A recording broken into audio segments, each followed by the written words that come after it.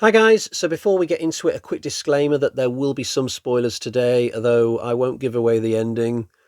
Although if you've seen one of these films before, you know what the jig is. So I saw this last Sunday, which just happened to be my birthday, and given that I'm a big fan of this universe, I was very happy that my birthday this year just happened to coincide with the latest release of one of these films. I think the best time to have a horror birthday is probably late October, early November for obvious reasons. But September's pretty good as well. I'm happy with my lot. My two brothers, their birthdays are December the 26th and December the 29th. Painful for them. I think out of the three of us, I definitely got the luckiest when it came to random birthday placement. But getting back to the Conjuring Last Rites, this is definitely a film which goes back to the roots of the original, as in it's the Warrens just investigating one specific residence which is suffering due to a supernatural haunting. Yes, the second film was also that, but I would argue that the London setting of The Conjuring 2 makes it feel different from 1 and 4, which are sort of like siblings to each other. Just talking about brothers. You can watch this film if this is your first Conjuring rodeo, because each of these films are their own separate stories that just happen to use the same characters. But you'll definitely get more out of Last Rites if you've been following this series all along, including the spin-offs, because there are a number of callbacks and references to the other movies and Easter eggs and cameos of smaller characters who have been in some of the other ones. And I spotted a lot of this stuff because I've seen all the other movies multiple times. I think people who are watching their first Conjuring film will be a little bit confused by the fact that the Warrens take a long, long time to actually get to the Smurl house where the haunting is happening. It must be well over an hour. This movie runs for 2 hours and 15 minutes. I wasn't sat there with a stopwatch or anything, but I'd be willing to bet that it's over the 1 hour and 15 mark before the Warrens get to the house. I don't think they were there for an hour from memory. It's a long time brewing this movie. It does go quite slow. Like we see the Warrens going to a barbecue, playing table tennis, going to a restaurant. There's like all this family drama. But it's easy to forget that this is actually what happened in the first two movies. It took quite a while before the Warrens got to the house in The Conjuring 1, and in number 2, it took quite a while before they crossed the Atlantic. So this just seems to be a blueprint for these movies, that the Warrens do like to take their time getting to the horror, but certainly it's taken to extremes this time around, and you'll have to be a long-time fan of the series to really have the required patience here. This film continues the Conjuring tradition of having no arseholes in the script. So one of the things that I've always found really refreshing about this series is that all the human characters tend to be really decent people, and you'll hardly ever see them being antagonistic towards each other. They keep these films humans versus demons, or humans versus ghosts, and I kind of like that. I just find that approach different to what other horror movies would do, where they usually put at least one arsehole in there somewhere. And they didn't have to take this approach with this particular movie. So this time the Warrens are joined by their only daughter, Judy, who is now a grown-up, so she's going along for the ride. So in effect, the investigative team of 2 has now become 3, actually 4, because Judy brings along her boyfriend slash fiance. And I thought this guy might turn out to be a little bit of a thorn in the side of Ed and Lorraine. I thought they might make him a skeptic, somebody who is just like a counterpoint to everybody else. But they don't do that. This guy is thoroughly likable. And by the end of the movie, he's got a look on his face like he's giving serious thoughts to being a paranormal investigator himself. There's no arsehole police characters floating around or dodgy reporters. All the Smurls seem super nice. So it's just like the other films in that regard. Although I will say that the Smurls don't get anywhere near the amount of screen time that they should in this movie. In the first half, we see them being terrorized, but I couldn't tell you the names of any of them, having seen the movie. And they're nowhere to be seen in the finale. Like, it's all about the Warrens. I don't know where the Smurls are. They might still be in the house somewhere. They might be outside waiting for everything to be sorted for them, but they're not really getting involved. This is different from the first two Conjuring movies, especially where you always got to know the families being terrorized. It's as if with this final film that they've just decided to have the entire spotlight on the Warrens because it's their last film. They're going to give as much screen time as possible to Vera Farmiga and Patrick Wilson, even at the expense of other characters, and that's a little bit of a shame in my view.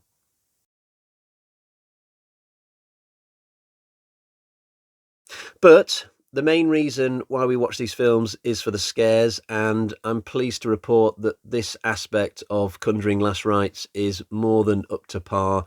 There are plenty of times in this movie where you will feel the chills on your body, the hairs standing up on your back, and there's a lot of these moments as well, as you would expect with a film with a runtime this long. And some of these instances showcase some really creative thinking as well. It doesn't just feel like we're getting the same type of jump scares from all the previous movies. Funnily enough, some of the best moments in this film involve Annabelle. So yeah, she's back for a cameo. Well, it's a bit more than that actually. So she was in the original film, and then she got her own spin-off series, but she wasn't actually involved in the actual terror of the first movie. She was just kind of there in the glass cabinet for a couple of scenes, but they've put her in this final Conjuring movie, and this time she is very much involved with the plot and the scares. And these are some of the best moments in the movie, actually. Off the top of my head, I can think of at least two really amazing scenes that involve Annabelle in this film. And seeing her in this kind of whetted my appetite for a potential Annabelle 4. Apparently, there is going to be like a new phase of Conjuring related movies now that Ed and Lorraine are stepping down. And I guess if they're going to do that, then it stands to reason that they would look to do another Annabelle film, give us something that's a little bit familiar rather than just giving us a bunch of new films with new villains and demons and what have you. Pivoting to the character of Judy, who was in Annabelle Comes Home, in that film, she was played by McKenna Grace, and I would have thought that they would have brought this actress back for Conjuring Last Rites because McKenna Grace is an adult now, so it would fit that she would be absolutely fine to carry on playing that character. And yet, for some reason, they've replaced her with somebody else who is kind of okay, but I just think it's a shame that Grace didn't get the chance to play Judy as an adult. That would have been really interesting. I don't know whether she had any choice in the fact that she's been moved to one side, but if this series goes on to have another bunch of films where Judy is like the main character, then I think McKenna Grace will be kind of pissed off about that, maybe. My least favourite moment in the film, though, is the final scene. In fact, I almost dropped my score down by half a bloody carving knife just because of this final scene. But obviously, to talk about it would be to give away the state of play that these characters are left in just before the final credits. So if you don't want to know about that stuff, then I guess you could leave the review at this point. If you are hopping out, then my final words to you would be that this is a pretty decent Conjuring movie on the whole, albeit long, and albeit it's certainly not the best in the series. But anyway, that final scene. So Judy and her boyfriend get married, and we get to see the ceremony briefly, and there's like this sweeping camera shot that goes down the aisle. And we see all these people in the audience who were in the previous Conjuring movie. So there's the mum from Conjuring 1, the mum from Conjuring 2. James Wan is in there as well, just casually breaking the fourth wall without a care in the world. And there could be other characters from past films in there who maybe I didn't recognise for all I know. But I just find it really silly that they had these cameos. The movie is completely up its own arse in this moment, and I just don't approve. Maybe if it had just been that one camera shot and it was a real blink and you'll miss it moment, but the camera pans back a second time and a third time, and the movie is so desperate for you to know that they managed to persuade these people to come on the set of this movie that it's just not even funny. And it doesn't even make sense that these people would come to this wedding. Like, some of these people, they met the Warrens for like one weekend 10 years ago, and now they're coming to a wedding? Like, what's that all about? And in the case of the mother from England, what, she's just going to fly over the ocean to be at this ceremony? In that second film, she could barely afford a pack of biscuits. Now she's spending, what, £600 on a transatlantic flight to come over to a wedding involving the Warrens? It's not even the Warrens' wedding, come to think of it. It's the wedding of the daughter, Judy. Judy didn't even meet these people in Conjuring 1 and 2. Ugh. It's as bad as me coming to your wedding just because you might have left like 2 or 3 comments on my videos from time to time, and now suddenly I'm not only coming to your wedding, it's your daughter's wedding, who I've never even spoken to on my videos. So just picture it, you're walking your daughter down the aisle, maybe, if you're a guy, and then you turn around and, oh, the Midnight Woodsman's in the 5th row, just... And then you'd be like, okay, I recognise him, but why the hell is he? Why the hell is he here? Who invited him? This is just weird.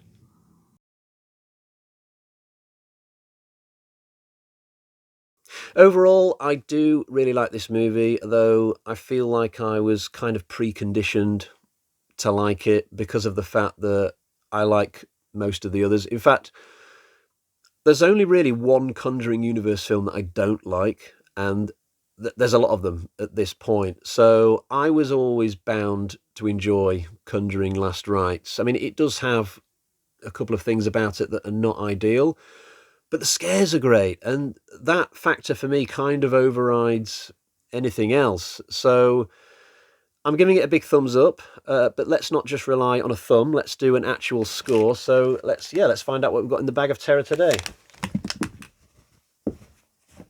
So we've got 1, 2, 3, and 4 Michael Myers carving knives out of 5. Although, if you're somebody who has been quite lukewarm about the films up to this point, I'm not sure that this one is going to make you a fan. So I'd probably take 1 away if you're that type of person. And I'd also give this score for somebody for whom this is their first Conjuring movie, and watching these characters get their send-off is just not going to be as cool for you as it was for me.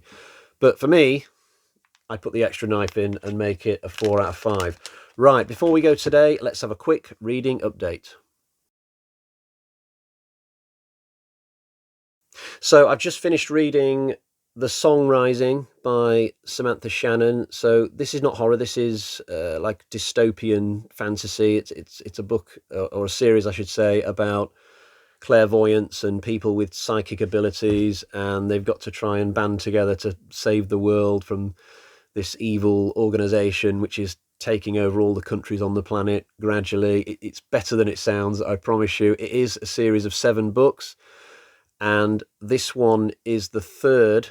So I'm almost halfway with this series and thoroughly enjoying it. Although if you're going to try reading these, you have to start with the first one. This is not a series where you can just pick a random book.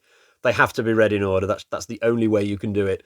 So if you start reading these, you've got to start with the first one, which is The Bone Season. But I've reached the 3rd one and finished it, and I would give this 3.5 out of 5, I would say. Right, I'll leave it there for today. Don't forget to follow me on X if you haven't already. My name on there is the same as this YouTube channel, and all that's left to say is cheerio, bye-bye.